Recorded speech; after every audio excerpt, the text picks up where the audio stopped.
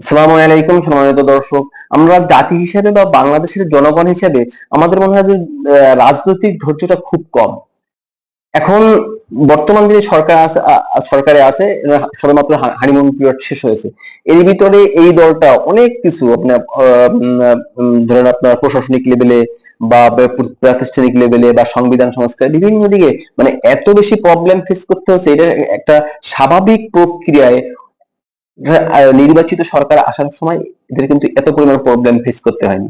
এর ভিতরে সরকারের অনেক জনহিতকর সিদ্ধান্ত নিয়েছেন, কোনো কিছু ভালো কার্যক্রম করেছেন, অনেক জায়গায় ব্যর্থ ব্যর্থ হয়েছেন, বা রাজনৈতিক ভাবে ছাত্র দল যেটা জাতীয়তাবাদী দলের অঙ্গ সংগঠন, যুব দল, এদের কিছু কুকর্ম ফাঁস হয়ে গেছে।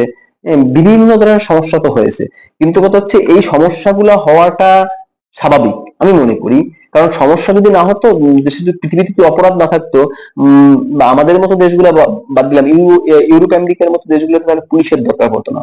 কারণ হচ্ছে সমস্যা হবে, কিন্তু সমস্যার সমাধানের জন্য সরকার কতটা দায়বদ্ধতা বা সরকার কতটা আন্তরিক, এই জিনিসগুলি জাজ করা দরকার। কিন্তু আমাদের বাংলাদেশের মানুষ বা আমরা বাংলাদেশের জনগণ সবসময় আমরা জাজ করি যে সমস্যা হয়েছে এটা নিয়ে, কিন্তু সমস্যা যেটা হয়েছে এটা তো সরকারের দায়ভার ওইভাবে আপনি দিতে পারেন না। হ্যাঁ, সরকার তো অবশ্যই দায়ভার আছে, কিন্তু সরকারকে আপনার জাজ করতে হবে যে এটার বিচার নিয়ে এবং এর সমাধান নিয়ে এখানে সরকার কতটা একটিভ। কিন্তু বাংলাদেশে আপনি দেখেন যে রাজনীতিবিদরা বা বিরোধী দলীয় যারা রাজনীতিবিদ আছে, যারা রাজনীতি করেন, সংসদে যারা আছেন, বাইরে আছেন, এরা সবাই শুধু সমস্যাগুলো নিয়ে ব্যাপক আলোচনা করে, এটা নিয়ে সংসদ গরম করে।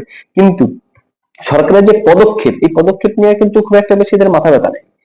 আপনি ছাত্র দলের চাঁদাবাজি বা যুব দলের চাঁদাবাজি, এটা বাংলাদেশের প্রেক্ষাপটে নতুন না, এটা কোনো অবস্থায় সমর্থনযোগ্য না। কিন্তু বাস্তবতা হলো বাংলাদেশে যারাই সরকারে ছিল তাদেরই সহযোগী সংগঠনগুলো, সেটা আওয়ামী লীগের সময় যুবলীগ, ছাত্রলীগ, স্বেচ্ছাসেবক লীগ, কৃষক লীগ, আবার এখন বিএনপির সময় ওই সেই জায়গায় যা রিফর্ম করছে যুব দল, ছাত্র দল, স্বেচ্ছাসেবক দল, জাতি দল, এরা যে রিফর্ম করছে, এটা বাংলাদেশে আপনি একদিনে ডুবাইয়া দেওয়া বা একদিনে ফিনিশ করা কখনোই সম্ভব না। তো এক্ষেত্রে আপনাকে সরকারের পদক্ষেপ গুলো নিয়ে আলোচনা করতে হবে। আবার দেখেন বাংলাদেশের সরকারগুলোর কি প্রবলেম, বাংলাদেশের সরকারগুলো কোনো সময় এই সমস্ত অপরাধ এবং কার্যক্রম এটার এটার সলিউশনের দিকে কতটা আগায় তার চেয়ে বেশি হচ্ছে প্রতিপক্ষকে আক্রমণ করা। আপনি আজকে ধরেন জাস্ট এক্সাম্পল, বিএনপি কে বলবেন যে এই 1 মাসে তো 5টা খুন হয়েছে, বিএনপি প্রথম উত্তর হবে যে আওয়ামী লীগের আমলে 1 মাসে 10টা খুন হয়েছে।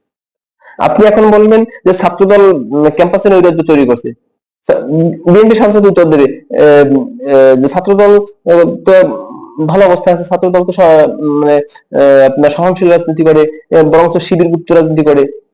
আপনি প্রশ্ন যেটাই করেন না কেন, উত্তরটা সরকারি দল সবসময় বিরোধী দলকে টেনে নিয়ে আসবে।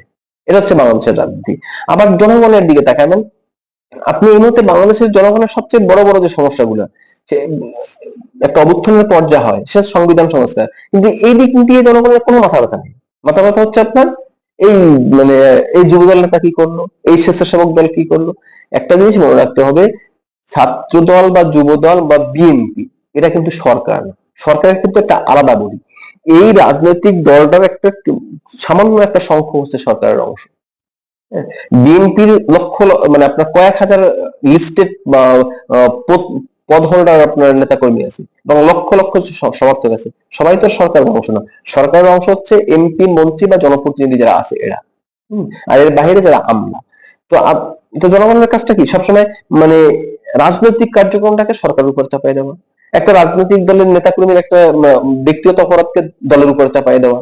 আবার আমাদের দেশে রাজনীতিবিদরা হয় কি জানেন, যে যখন বিরোধী দল থাকে তখন বিলাই থাকে, আর যখন সরকারি দল থাকে তখন বাঘ হয়ে যায়। এই ছাত্র দলের কত বিনয়ী আচরণ ছিল, যুব দলের প্রতি বিনয়ী আচরণ ছিল, আজকে তারা সবাই বাঘ। আজকে তারা কেউ কাউকে পরোয়া করে না। এই দুর্ভাগ্য অবস্থা, তাহলে দেশের পরিবর্তনটা কি হবে?